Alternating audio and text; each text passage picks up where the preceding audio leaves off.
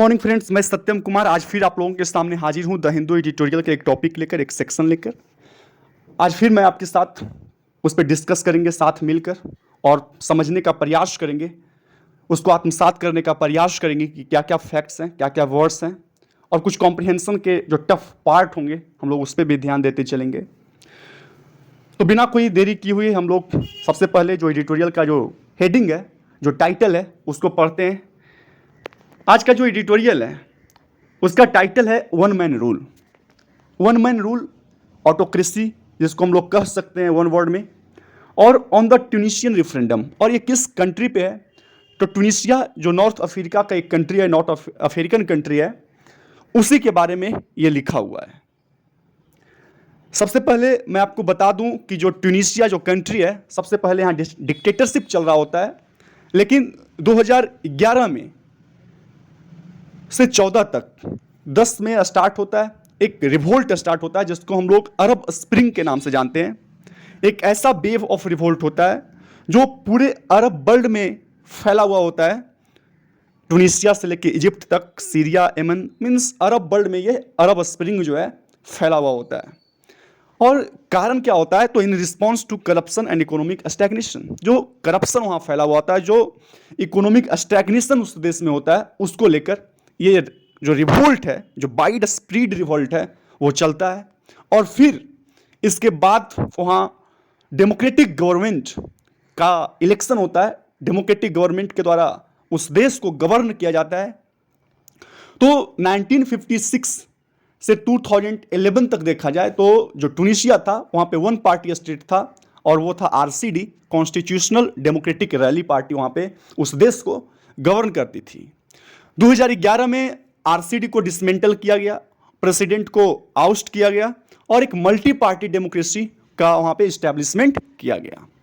जब बात करते हैं हम लोग 2014 की, तो सबसे पहला फर्स्ट डेमोक्रेटिक पार्लियामेंट्री इलेक्शन होता है 2014 में, इसलिए इसको एक फ्रेश डेमोक्रेटिक, एक यंग डेमोक्रेटिक कंट्री भी बोला गया था। आगे हम लोग पढ़ेंगे आर्टिकल में। तो 2014 में फर्स्ट डेमोक्रेटिक पार्लियामेंट्री इलेक्शन होता है और वहाँ का जो फर्स्ट डेमोक्रेटिकली इलेक्टेड प्रेसिडेंट होते हैं वो कैड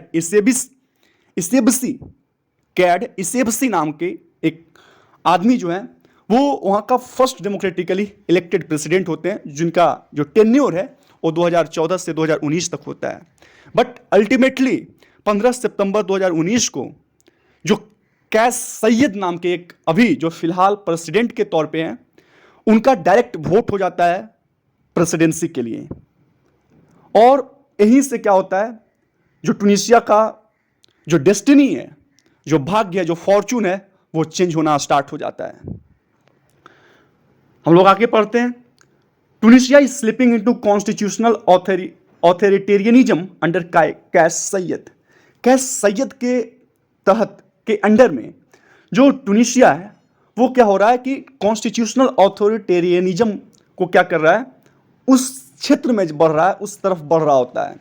जब बात करते हैं कॉन्स्टिट्यूशनल ऑथोरिटेरियनिज्म की, इसका मतलब यह हुआ कि कॉन्स्टिट्यूशनल इंस्टीट्यूशन जो सपोर्ट करे ऑथोरिटेरियन पॉलिसी को। ऑथोरिटेरियन पॉलिसी क्या होता है? Means concentration of power in a leader, means एक ऐसा पॉलिसी जिसमें यह विश्वास किया जाए कि जो कंसंट्रेशन ऑफ पावर है, that is concentration of power should be in a single leader. एक लीडर में द होल पावर क्या है, वो कंसंट्रेटेड होता है। उसको ऑटोक्रेसी भी बोल सकते हैं, ऑथोरिटेरियनिज्म भी बोलते हैं। तो जो कॉन्स्टिट्यूशनल इंस्टीट्यूशन, संवैधानिक संस्था है, और जो ऑथोरिटेरियनिज्म की जो पद्धति है, जो सिस्टम है, उसमें बिलीव करता हो, तो ट्यूनिशिया जो है कहीं ना कहीं स्लिप करता हुआ दिख रहा है, फिसलता हुआ दिख रहा है। जो कॉन्स्टिट्यूशनल ऑथोरिटेरियनिज्म है, मीन्स कॉन्स्टिट्यूशन भी होगा, लेकिन उस कॉन्स्टिट्यूशनल जो संस्था होगी उसका विश्वास ये होगा कि पावर जो है किसी एक लोगों में क्या होनी चाहिए, कंसंट्रेटेड होनी चाहिए, संग्रहित होनी चाहिए। और ये किनके तहत किया जा रहा है? तो अंडर कैस सैयद के तहत किया जा रहा है। आगे हम लोग पढ़ना स्टार्ट करते हैं। With over 94% voters backing a new constitution that would see the return of a strong presidency, Tunisia's brief experiment with post-revolutionary parliamentary democracy has come to an end. Means जब revolution हुआ था, जब क्रांतिकारी चल रहा था कि डिक्टेटरशिप को हटाकर एक parliamentary form of democratic country आना चाहिए, एक ऐसा डेमोक्रेटिक कंट्री जहां पे मल्टी पार्टी रूल कर सके।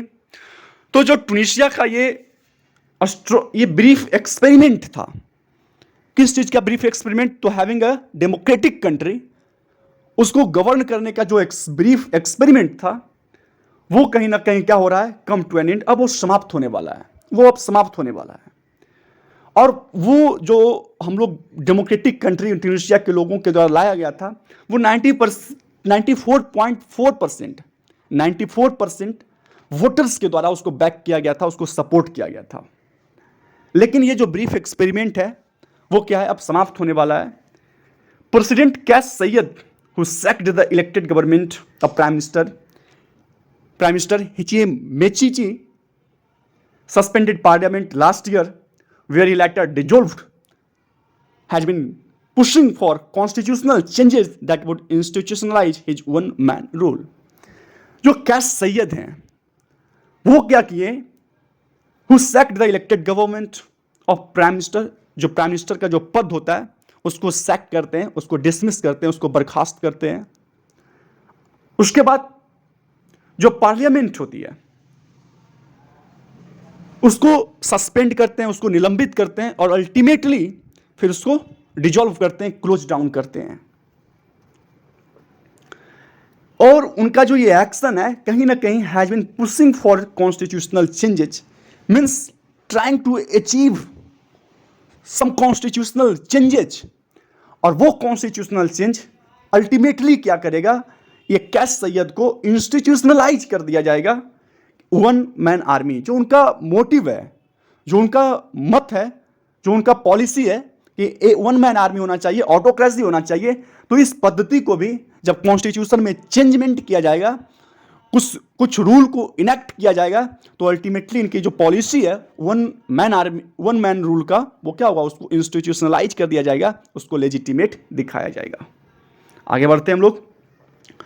Over the past years mister Syed has ruled the country through decrease, awarding himself more powers. पिछले कुछ सालों में अगर देखा जाए तो जो मिस्टर सैयद हैं हैज रूल्ड द कंट्री, उन्होंने कंट्री पे शासन किया है थ्रू डिक्रीज। डिक्रीज मीन्स क्या होता है? ऑथोरिटिव ऑर्डर, मीन्स आदेश देकर रूल इस देश को चलाए हैं, टूनिसिया इस देश को चलाए हैं। अवार्डिंग हिमसेल्फ मोर पावर्स, और अपने आप को ग्रांट करते हैं, अपने आप को असाइन करते हैं ultimate power, optimum power. He has fired many judges, seized independent institutions such as the Election Commission, and sidelined political parties including Innahat, the Islamist party, which had the most number of elected representatives in the dissolved parliament. इन्होंने क्या किया? इनके जो actions हैं, जो बेलफुल actions हैं, that is ये जो बहुत सारे जजेज को फायर्ड करते हैं, सीज करते हैं, जो इंडिपेंडेंट इंस्टीट्यूशंस है, जैसे election commission is independent body, तो ऐसे इंस्टीट्यूशन को, ऐसे संस्था को ये सीज करते हैं। फिर जो पॉलिटिकल पार्टीज हैं उसको साइडलाइन करते हैं, उसको लाइन से अलग करते हैं, इंक्लूडिंग द इन्हादा, एक वहां की जो पार्टी है उसी के बारे में बताया गया कि जो इन्हादा पार्टी है उसको भी ये क्या करते हैं, एक इस्लामिक डेमोक्रेटिक पॉलिटिकल पार्टी है टूनिशिया का, उसको भी साइडलाइन करते हैं, जिसका क्या है कि जो मैक्सिमम इलेक्टेड रिप्रेजेंटेटिव, जो डिजॉल्व पार्लियामेंट को जो डिजॉल्व किया गया था, जिसको निलंबित करके बर्खास्त किया गया था, तो उस डिजॉल्व पार्लियामेंट में इस पार्टी का क्या था? Most number of elected governments था। अब क्या हुआ विद द न्यू कॉन्स्टिट्यूशन? अब जब नया संविधान वहां का बनेगा, नया लॉ बनेगा, governments which awards in the ultimate authority, अब उनको अल्टीमेट अथॉरिटी दिया जाएगा उस संविधान से, ऑप्टिमम पावर उनके पास होगा। किस चीज के लिए ऑप्टिमम पावर होगा? तो that is for to form government, सरकार बनाने के लिए। नेम मिनिस्टर्स, अपने मत के अनुसार मिनिस्टर्स को बनाना है, किनको बनाना है, किनको नहीं बनाना है। अपॉइंट जजेज, जज को अपॉइंट करने का पावर उनके पास होगा। And even present laws, mister Saied is set to rule Tunisia with unchecked powers, और लॉ को प्रेजेंट करने का पावर होगा। मतलब कहा जाए एक तरफ से तो जो मिस्टर सैयद हैं वो टूनिसिया को रूल करना, रूल करने का जो सिस्टम है वो स्टार्ट करने वाले हैं without having checked power. Means उनके पावर पे कोई लगाम नहीं होने वाला है, उनका जो पावर है वो अनब्रिडल्ड पावर उनको दिया गया है संविधान में चेंजमेंट करके। आगे, Tunisia was the shining example for peaceful transition to a democracy from dictatorship after the Arab Spring protest rocked many countries in West Asia and North Africa। मैंने पहले भी बताया कि जो ट्यूनीशिया है वो एक यंग डेमोक्रेसी है, एक ऐसा डेमोक्रेटिक कंट्री है था जो क्या है बहुत हाल में ही वो डिक्टेटरशिप से डेमोक्रेसी की तरफ मुड़ा है। तो वही बोल रहा है कि जो Tunisia was the shining example, ये एक शाइनिंग एग्जाम्पल है। किस चीज का शाइनिंग एग्जाम्पल है? तो peaceful transition to democracy. Democracy में इसका ट्रांजिशन हुआ था, दैट इज पीसफुल ट्रांजिशन। न कहीं वायोलेशंस रूल्स का, न कोई हिंसात्मक एक्शंस लिया गया था, बट पीसफुल ट्रांजिशन हुआ डेमोक्रेसी में फ्रॉम डिक्टेटरशिप से डेमोक्रेसी में इनका ट्रांजिशन होना after the Arab spring. Arab spring means हम लोगों ने पढ़ा कि एक ऐसा रिवोल्ट था, एक वाइड स्प्रेड रिवोल्ट था अरब वर्ल्ड में। जो किस रिस्पॉन्स में रिवोल्ट किया गया था? तो करप्शन को लेकर रिस्पॉन्स किया गया था, इकोनॉमिक स्टैग्नेशन को लेकर रिवोल्ट किया गया था। और ये जो रिवोल्ट है बहुत सारे कंट्रीज को वेस्ट एशिया और नॉर्थ अफ्रीका में रॉक्ट किया था। मीन्स बहुत सारे जो कंट्री हैं ये भी प्रभावित थे, ये भी रॉक्ट थे, इनको भी हिट किया गया था। While the rest witnessed foreign intervention, counter revolutions or widespread chaos, Tunisia got a new constitution and multi-party government। जबकि जो बहुत सारे और देश जो बचे हुए थे उन्होंने क्या हुआ कि जो पॉलिटिकल इंटरवेंशंस को देखा, बहुत सारे लोगों ने पॉलिटिकल इंटरवेंशंस को देखा, बहुत सारे लोगों ने जो काउंटर रिवॉल्यूशन होता है, वाइड स्प्रेड कैओस है, ये सभी चीज़ों का वो विटनेस बनते हैं, गवाह बनते हैं। वही ट्यूनीशिया जो होता है, ट्यूनीशिया जो कंट्री है वो एक कॉन्स्टिट्यूशन को, एक नया संविधान को प्राप्त किया, उनके पास एक नया संविधान आया और मल्टी पार्टी गवर्नमेंट। मीन्स इसमें यह बताया गया है कि जो ट्यूनीशिया देश था वो एक यंग डेमोक्रेटिक कंट्री है, एक हाल फिलहाल में ऐसा कंट्री जो हाल फिलहाल में डेमोक्रेसी के पथ पे अग्रसर हुआ था डिक्टेटरशिप से, और वो भी पीसफुल डिमॉन्स्ट्रेशन करके, पीसफुल रिवोल्ट करके। और इसके बाद और ये बताया गया कि बहुत सारे ऐसे कंट्रीज हैं जहाँ पे क्या किया गया था, जहाँ पे वाइड स्प्रेड कैओस था, जहाँ पे काउंटर रेवोल्यूशन किया गया था। और बट ट्यूनीशिया की दृष्टिकोण से देखा जाए तो ये क्या है, वे एक नया संविधान को प्राप्त किए और एक मल्टी पार्टी गवर्नमेंट वहाँ पे स्टार्ट होती है। मीन्स जो ट्यूनीशिया है कुछ इस तरह से एक डेमोक्रेटिक कंट्री के पद पे अग्रसर होता है। आगे बढ़ते हैं। But mister Syed, who also claims to represent the spirit of 2011 revolution, has effectively taken the North African country back to absolute presidency, which could slip into constitutional authoritarianism। जो मिस्टर सैयद है वो अभी भी ये दावा करते हैं, ये क्लेम करते हैं कि मैं जो स्पिरिट ऑफ 2011 रेवोल्यूशन है, मीन जो अरब स्प्रिंग में जो रेवोल्यूशन चला था उसका स्पिरिट क्या था? स्पिरिट ये था, लोगों की भावना ये थी कि हमारे देश में एक डेमोक्रेटिक कंट्री की स्थापना हो, एक डेमोक्रेटिक कंट्री का एस्टैब्लिशमेंट हो। तो इनका ये दावा है कि हम अभी भी जो 2011 रेवोल्यूशन का जो स्पिरिट है उसको क्या कर रहे हैं, उसको रिप्रेजेंट कर रहे हैं। और इनका ये कहना effectively taken the north African country क्या है, बहुत ही प्रभावी रूप से जो नॉर्थ अफ्रीकन कंट्री है उसको क्या कर रहे हैं, बैक टू एब्सोल्यूट प्रेसिडेंसी। उनको फिर उस डिक्टेटरशिप वाला जो रूल है फिर से वहां उस स्थिति में लेकर जाया जा रहा है इनके द्वारा। और अगर प्रेसिडेंसी में जाता है, एब्सोल्यूट प्रेसिडेंसी में ट्यूनीशिया फिर एक बार पहुंचता है तो ये फिर से ये माना जाएगा कि कहीं ना कहीं ये स्लिप किया है कॉन्स्टिट्यूशनल ऑथोरिटेरियनिज्म में। मीन्स एक ऐसा कॉन्स्टिट्यूशन जिसका यह विश्वास होगा कि जो पावर होनी चाहिए वह क्या होना चाहिए, वन मैन आर्मी होना चाहिए, एक लोगों में, एक लीडर में निहित होना चाहिए, कॉन्सेंट्रेटेड होना चाहिए। आगे बढ़ते हैं। फिर mister Syed, a former law professor with no political experience, was elected president in 2019. Not many had expected him to rewrite the country's destiny in such a short span of time. Means जब mister Syed के बारे में बताया जा रहा है कि वो एक प्रोफेसर थे, लॉ प्रोफेसर थे, तो जब और उनके पास कोई भी पॉलिटिकल एक्सपीरियंस नहीं होता है ना, और उनको क्या किया जाता है जब प्रेसिडेंट के तौर पे 2019 में इलेक्ट किया जाता है, not many had expected, means बहुत लोगों ने यह नहीं सोचा होगा कि he will rewrite the countries destiny. Means इतने कम समय के अंतराल में, इतने कम समय के स्पान ऑफ टाइम में he will rewrite the destiny of the country of Tunisia. Means destiny जो है, जो फॉर्चून है, जो किस्मत है, जो भाग्य है ट्यूनिसिया देश का, उस भाग्य को ये फिर से ये दोबारा लिखेंगे।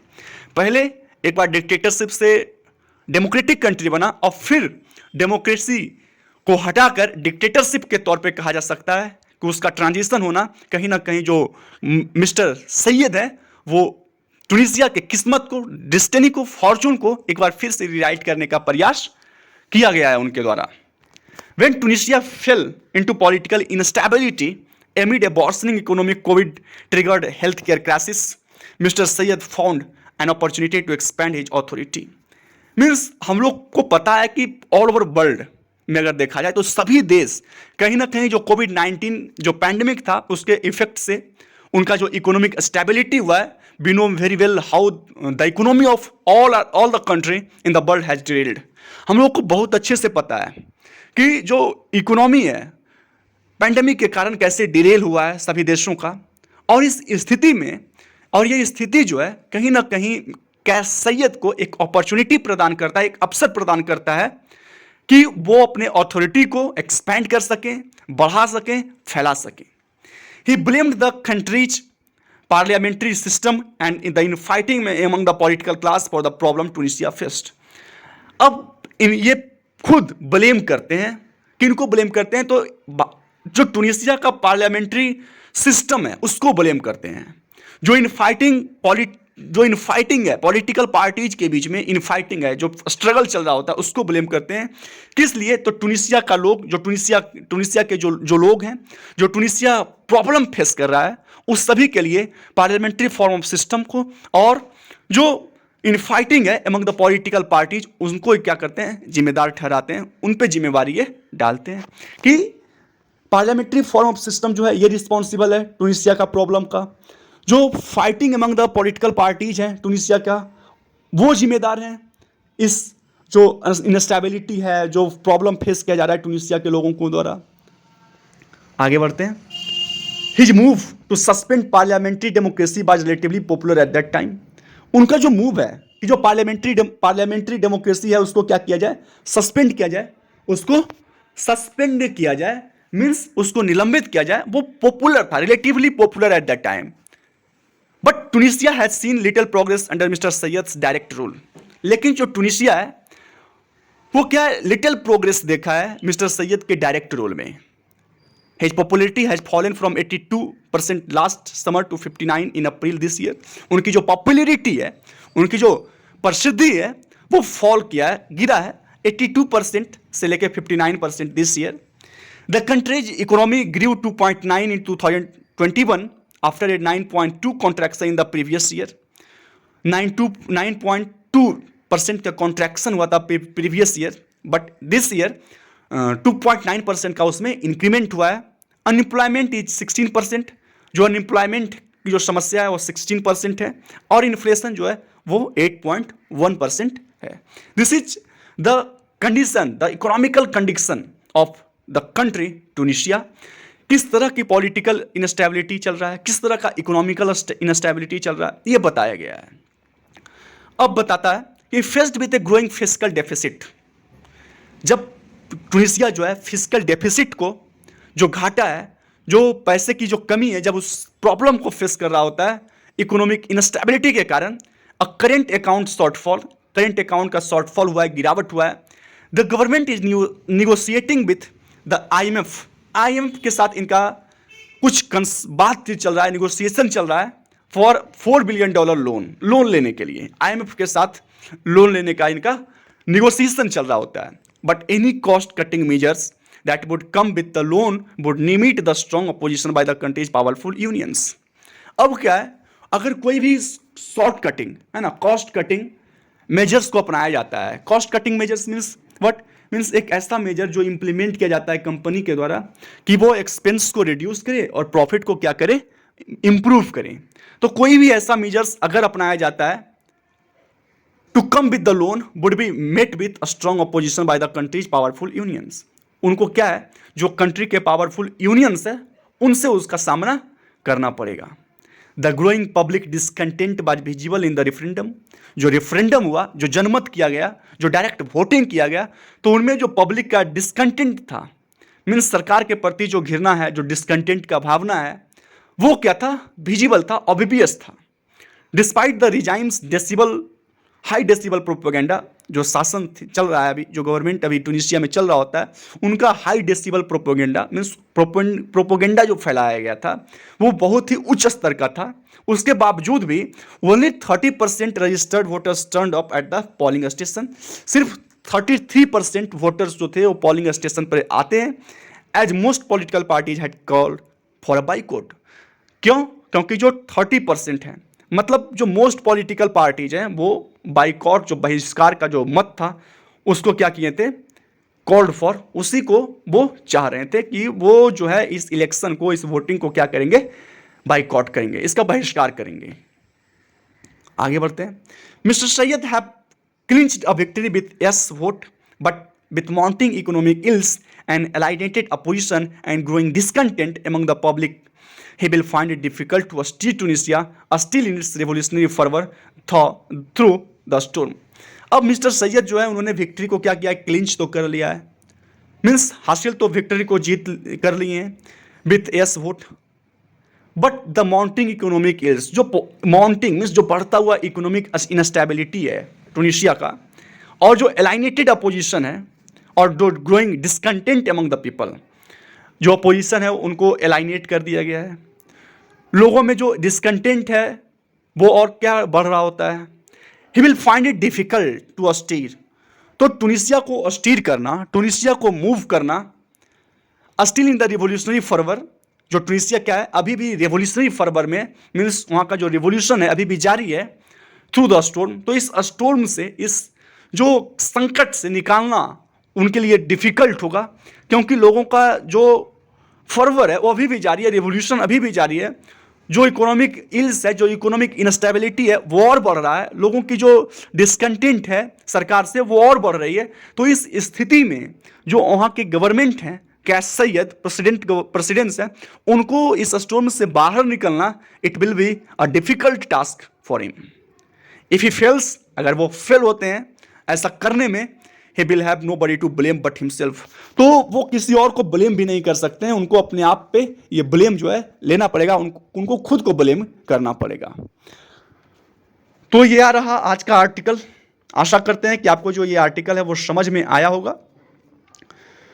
अल्टीमेटली ये जो आर्टिकल है इसका सारांश ये है कि टूनिशिया एक ऐसा देश था जो पहले डिक्टेटरशिप था, बाद में वो डेमोक्रेटिक कंट्री बनता है, बट फिर से एक बार संविधान में संशोधन करके, अमेंडमेंट करके वन मैन रूल का जो प्रोविजन है, जो प्रावधान है उसको लाया जाता है, और जो कैस सैयद हैं वहाँ के जो वन मैन रूल है उनका हेड बनते हैं.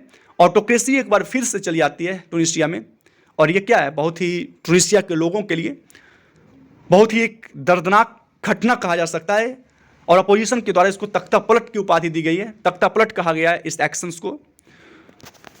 सो this is all about this article. आशा करते हैं आपको ये आर्टिकल समझ में आया होगा. तब तक के लिए धन्यवाद. मिलते हैं फिर आगे, फिर देखेंगे कि क्या और हम लोग को पढ़ना है. तब तक के लिए धन्यवाद. Have a nice day. Bye bye all of you.